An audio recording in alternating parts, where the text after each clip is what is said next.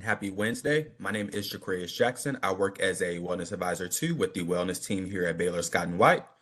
Today's wellness webinar will be over gardening basics, and we do have a member of the wellness team with us today. Patty Mix will be presenting our webinar. As a reminder, before we get started, we do want you guys to be really interactive with us. I'll go over a few basic housekeeping things before we get started as interaction. There are a few different ways to interact. The first way, there's a big chat bubble down at the bottom. It's a circle with a little triangle at the bottom. That is going to be our chat feature bubble. When you guys are chatting with us, you can chat a few different ways. You can specifically type a question to either myself or Patty today, or you can type a question where the entire group can see. The second way is going to be to use those three chat option bubbles. Those three bubbles are going to give you the option, or those three dots are going to give you options to either answer a polling question or a chat. We don't have any polling questions today, so primarily you guys will be using that for a chat option.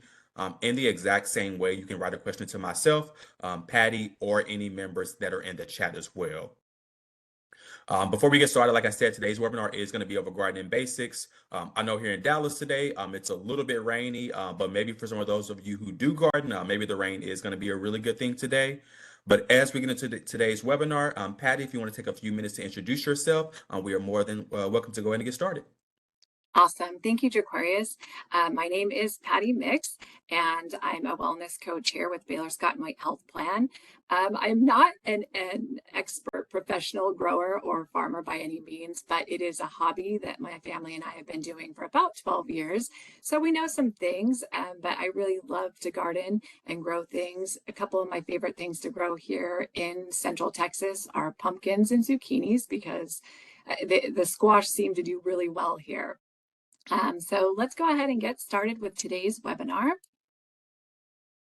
Today, we're going to go over 10 different tips on gardening, whether you've tried gardening before or you're completely new to the idea of gardening. We hope that today's webinar will help you to feel more confident and enthusiastic in your gardening abilities.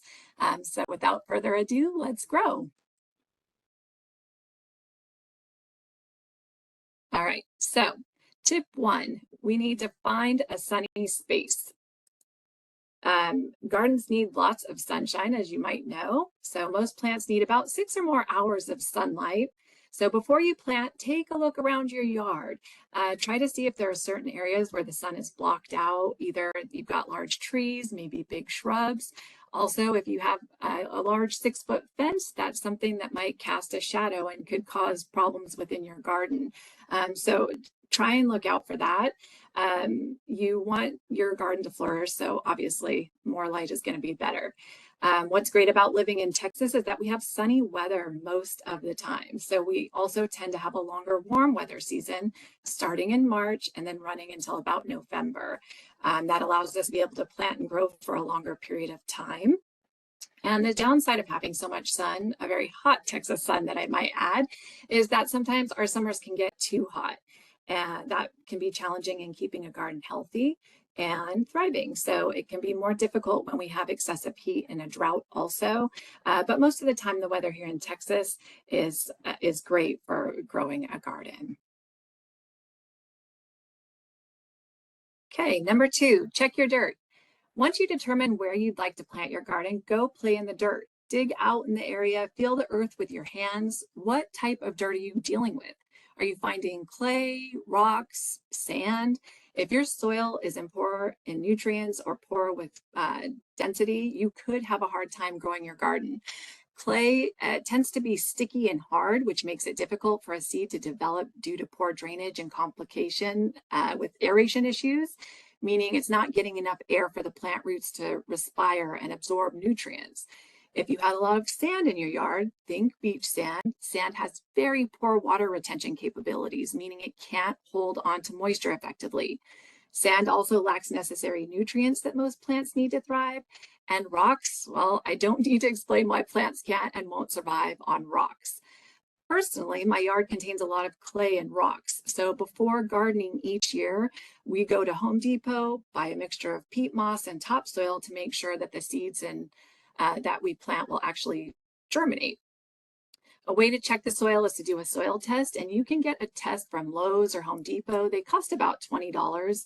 Some of our local universities also offer soil testing, and it's worth the investment before you spend unnecessary money on soils and or nutrients that you don't need. And on the flip side of that, you don't want to spend money on a bunch of seeds and equipment and then have your garden not grow due to bad soil. Depending on what your test results say, you can purchase soil and nutrient additives at a hardware store. Okay, number 3, the waterworks.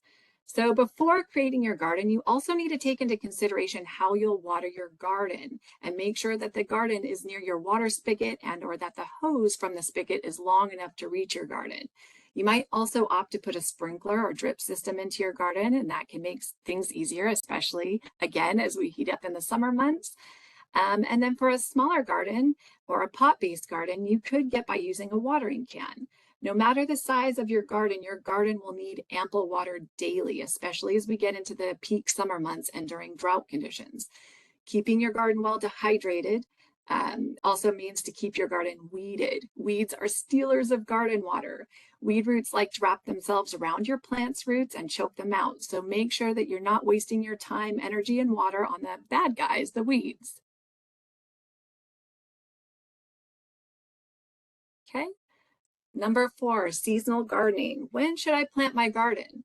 The best time to plant a spring garden in Texas is when the last frost date of the season ends. Here in Temple, Texas, our forecast says that March 22nd to November 11th is the most optimal time range to grow a garden. My family and I usually plant seeds in the first week of April just to be safe. Because Texas has a longer warm weather season, you are also able to plant a fall crop. To grow food successfully in this period, you need to grow seeds mid to late July at the earliest or early October at the latest. This way you can be sure to avoid a freeze, which is usually around November 11th for this area. Growing your garden takes a bit of strategizing. So like understanding how long it takes for your plants to produce fruit versus when you plant and when the optimal time for planting ends. So let's consider the pumpkin, my favorite. It takes about 12 to 16 weeks before it will produce a ripe fruit. So if you want to have pumpkins for Halloween or even Thanksgiving, you'll want to plant your seeds around early to mid-July so that they're ready in time for Halloween. And then last, pay attention to the weather forecasts daily, especially as you near the winter months. As Texans, we all know that Texas likes to throw a few freezing curveballs at us from time to time. So putting a tarp over your garden or bringing potted plants inside can help to preserve your plants during a cold snap. Okay, number 5, start small. I'm sure as you're beginning to understand, maintaining a garden takes quite a bit of work. You don't want to become overwhelmed on your first round and then give up gardening altogether. The go big or go home Texas rule does not apply to novice gardeners. You'll have to think about what type of time you have to contribute to your hobby and how much energy you'd like to spend on it. Think about things like weeding, watering, gathering and cleaning produce, and even eating your produce.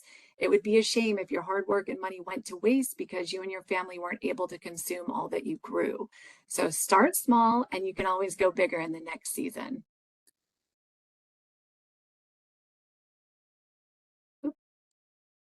All right, number 6, grow what you love. Here's a quote from Alfred Austin. The glory of gardening, hands in the dirt, head in the sun, heart with nature, to nurture a garden is to feed not just the body, but the soul. I really love this quote, and it helps us to segue into this section.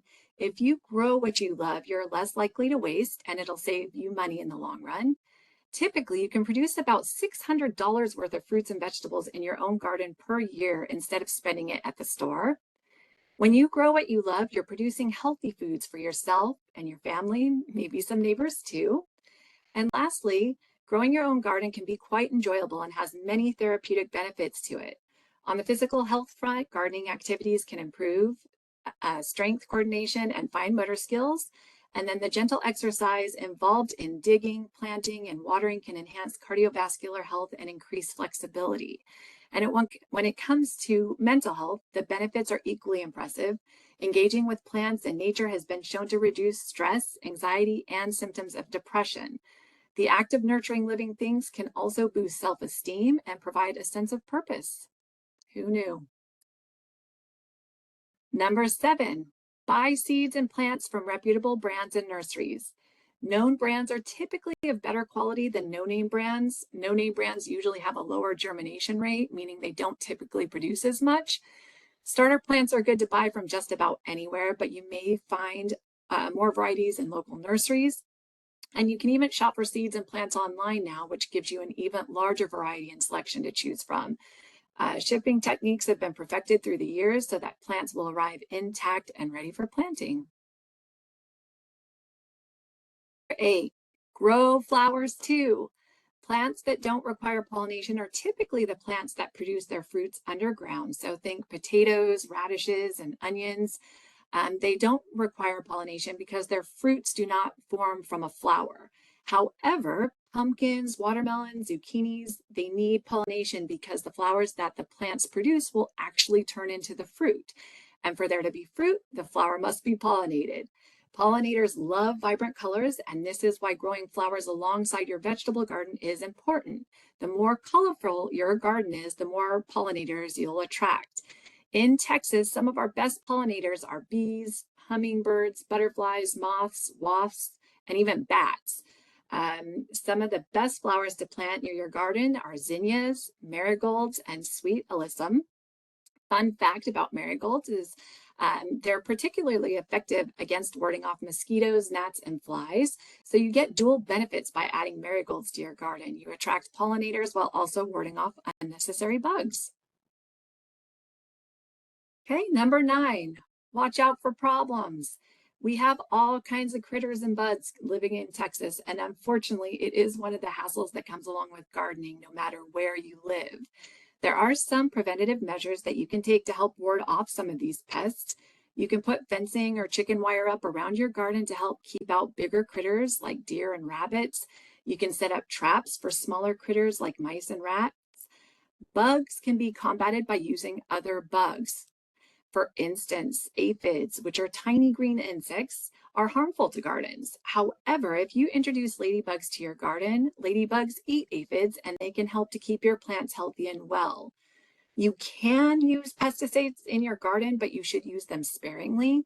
Some people use a mixture of dish soap and water in place of using pesticides, but just remember that too much dish soap can also harm your garden.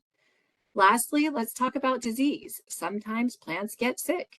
There are bacteria and fungi that can grow and kill the plants. So look for signs of discoloration, wilting leaves, poor looking fruit, etc. Once you get an understanding of what types of symptoms your plant has, you can do a simple internet search for what is ailing your plant and learn how to cure it. Number 10, enjoy the fruits of your labor. There is something about gardening. These pictures are from my family's very own garden over the past few seasons. We have been gardening as a family, like I said, for about 12 years now. We have a garden space of about 8 by 10 feet and have produced a variety of vegetables and fruits. We've enjoyed using it as a space to connect and spend time together as a family.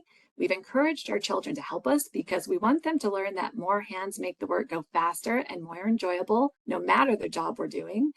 And our children have a better respect for life and food, understanding that it takes great nurturing for things to come to fruition. And at the end, there is something for the whole family to enjoy and take tremendous pride in. So there's much more to gardening than just planting a seed and watching it grow. It's an entire maturing and thriving experience for us, the planters, as well as the plants that we grow. So questions, have you ever tried growing a garden? What was your experience like? Did you have issues with any of the aforementioned topics? Will you consider growing now, whether it's flowers or vegetables? Let us know in the chat box.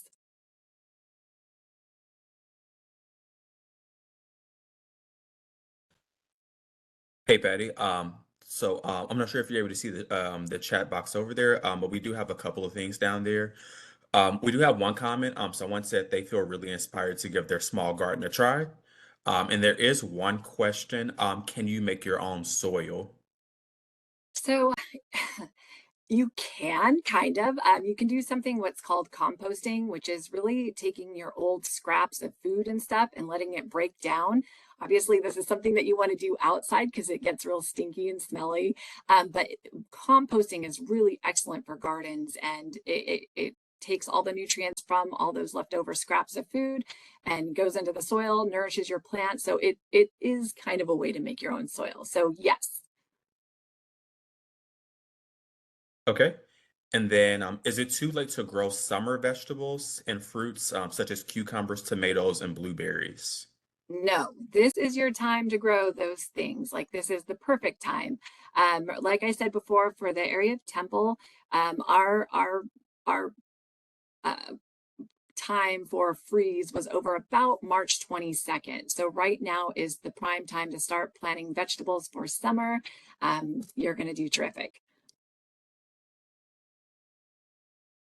And then I see another comment down here, Patty. Someone said they plan on planting pumpkins this year, which I know after some of our conversations you mentioned is one of your favorite things to plant. And they said thanks for the tips about that. You're so welcome. I'm so excited for all of you. Yeah, it's a magical experience and you'll enjoy it. And if you've got kids, they'll enjoy it also. So I'm happy to hear that. Okay. As All right, everyone. So shared some really great resources about gardening for us today. Although the member portal may not assist with anything gardening related, we do want to encourage you all to be very prominent about keeping up to date about anything when it comes to your health. The member portal is going to do that if you are on the Baylor Scott and White Wellness Plan. Here's going to be a great spot for you all to schedule any visits that you may have with your primary care provider, see any updates about any tests that you may need to get done. There are also going to be some different resources that you guys can also engage in there as well. Any next appointments that are going on, or just any quick questions that you have with your provider. That member resource portal is going to be a great one-stop shop. I do like to tell people if you are joining our webinar and you do not have that Baylor Scott and White plan, I can almost guarantee that whatever insurance you do have, they do have something very similar. And then in closing, I want to thank Patty again for helping us today on some different gardening tips.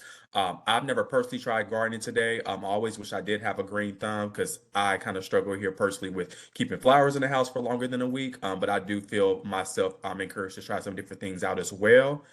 If you all do join us along our webinar series, then you do know we have a webinar at the top of the month every month. Each Wednesday at 11 o'clock a.m., we always have a webinar topic. Next month on May 7th will be our next webinar. We'll call it the Big Three. So it'll be over headaches, back pain, and neck pain. So that'll be a great time to join us if you experience any of those three different things, where we'll have a expert talk about some of those different matters. Once again, thank you all for joining us at your lunch hour today. We hope you all got some great information about our webinar today. And also please join our landing page if you want to see a recording of this along with any other previous webinars that we joined. Thank you all again, and hope you all have a great day.